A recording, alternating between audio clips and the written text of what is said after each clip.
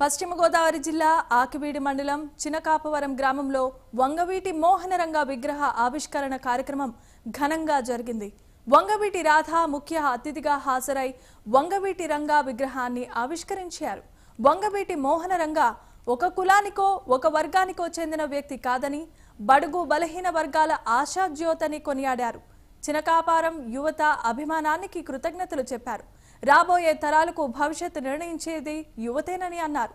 ఈ కార్యక్రమంలో పలువురు జనసేన నాయకులు, యువత పెద్ద ఎత్తున పాల్గొన్నారు.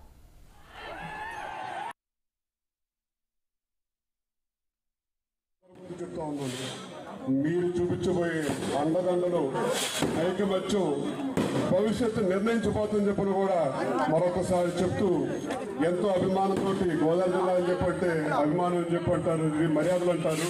కానీ ఆ మర్యాదలు ఇచ్చిన అభిమానం చాటి చెప్పిన రంగ గారి అభిమానులందరూ కూడా మరొకసారి పేరు పేరు హృదయపూర్వక నమస్కారం తెలియజేసుకుంటూ,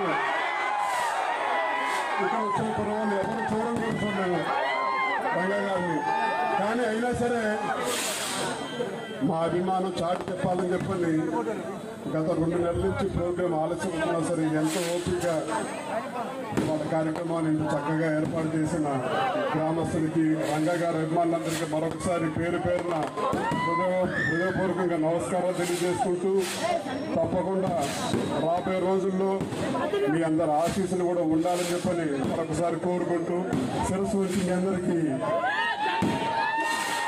మరొకసారి ధన్యవాదాలు తెలియజేస్తూ సెలవు తీసుకుంటా ఉన్నాను.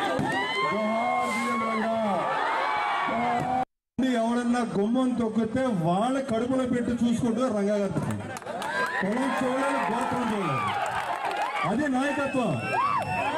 ఈరోజు ఒక కులానికి సంబంధించిన వ్యక్తి కాదు ఆయన.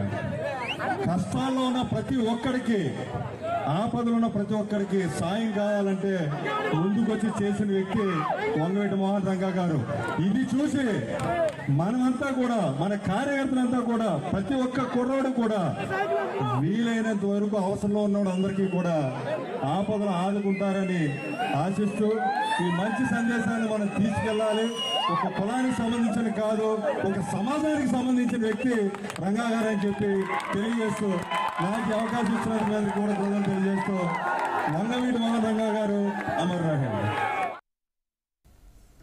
సో ఇవి బులెటిన్లోని